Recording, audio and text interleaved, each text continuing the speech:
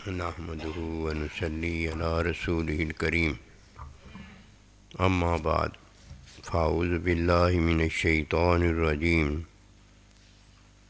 بسم الله الرحمن الرحيم يا أيها الذين آمنوا كتب عليكم الصيام كما كتب على الذين من قبلكم لعلكم تتقون آمنت بالله صدق اللہ العظیم۔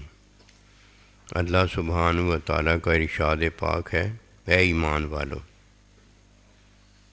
ایمان والوں کو مخاطب فرمایا گیا ہے، اور اللہ سبحانہ و تعالیٰ رمضان مبارک کے روزوں کے نفاذ کی بابت ارشاد فرماتا ہے کہ اے ایمان والو، تم سے پہلے جو ایمان والے تھے ان پر بھی روزے فرض کیے تھے۔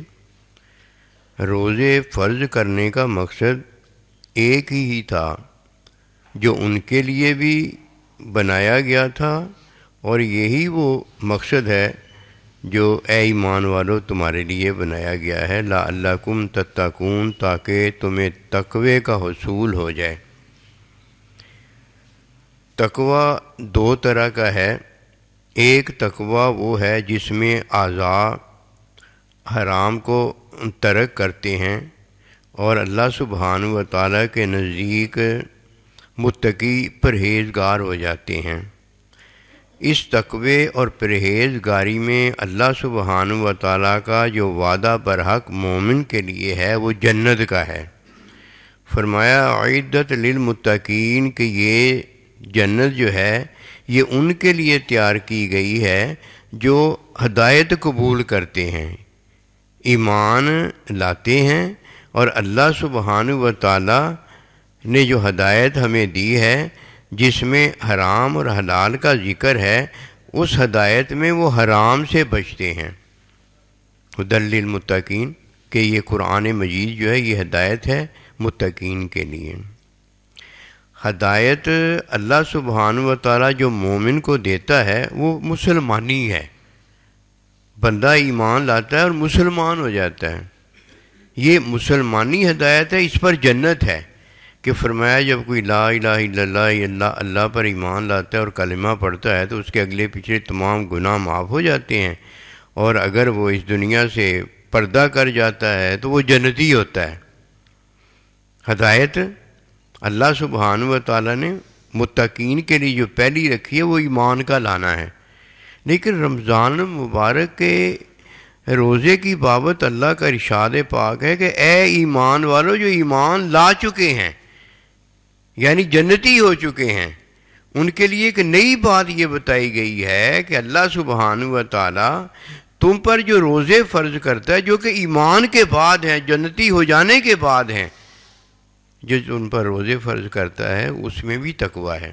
لیکن وہ تقوی جو ہے وہ حرام سے بچنے کا نہیں ہے، کیونکہ حرام سے بچنا تو اعضاء کا کام ہوتا ہے کہ آنکھ حرام سے بچتی ہے، کان حرام سے بچتا ہے، زبان حرام سے بچتی ہے، پاؤں وغیرہ جو ہے حرام سے بچتے ہیں، یہ تو اعضاء کا کام ہوتا ہے۔ یہ اعضاء کا کام جو ہے یہ ایسے ہی ہے جیسے اللہ سبحانہ و تعالیٰ کسی کو کوئی حکم دے دے، جسے حکم دیا گیا وہ حکم مان لے۔ اسے یہ نہیں پتہ ہوتا کہ اللہ پاک نے حکم کیوں دیا ہے، جیسا کہ فرشتہ ہے، فرشتے کو جو اللہ حکم دیتا ہے ویسے ہی وہ مان لیتا ہے۔ فرشتے کو اس بات کا پتہ نہیں ہوتا کہ اس حکم کے پیچھے علم کیا ہے۔ اب جب کوئی اعضاء کو حرام سے بچاتا ہے تو اعضاء کو علم نہیں ہوتا کہ اس کے پیچھے علم کیا ہے، لیکن جب نفس کو اللہ سبحانہ و تعالیٰ حلال اور حرام سے بچاتا ہے تو نفس کو اللہ پہلے علم دیتا ہے۔ علم مل جانے کے بعد پھر وہ نفس کیا کرتا ہے، ایک طرف حرام کو ترک کر دیتا ہے اور دوسری طرف حلال کو اختیار کرتا ہے۔ اور بعض دفعہ ایسے ہوتا ہے کہ حلال کو وہ ترک کر دیتا ہے۔ عجیب بات تو یہ ہوئی نا کہ حلال پر عمل بھی کرتا ہے اور کبھی علم میں وہ حلال کو ترک بھی کر دیتا ہے، جیسے رمضان المبارک کے روزے میں ہے۔ اب اس سے دو باتوں کو پتہ چلتا ہے کہ جب اعضاء حرام ترک کرتے ہیں تو اعضاء کو علم نہیں ہوتا۔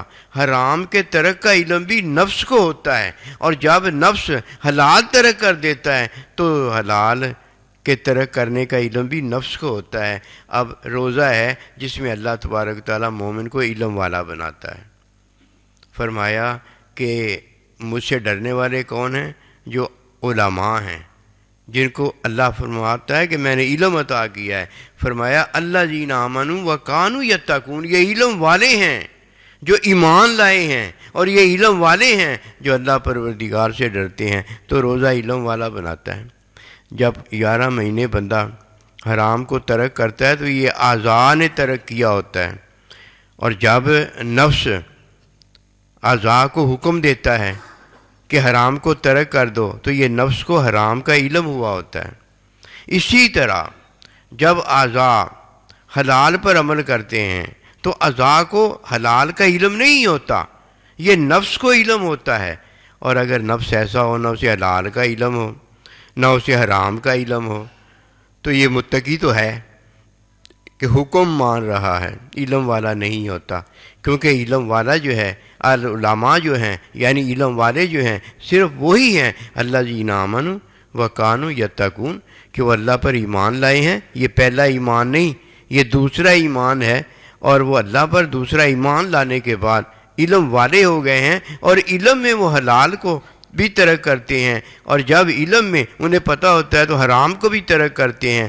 حرام بھی ایسے ہی وہ کرتے ہیں کہ اللہ کا حکم ہوتا ہے تو حرام ترک کر دیتے ہیں، اور اگر اللہ کا حکم نہیں ہوتا تو حرام کو ترک نہیں کرتے بلکہ حرام کو اختیار فرما لیتے ہیں۔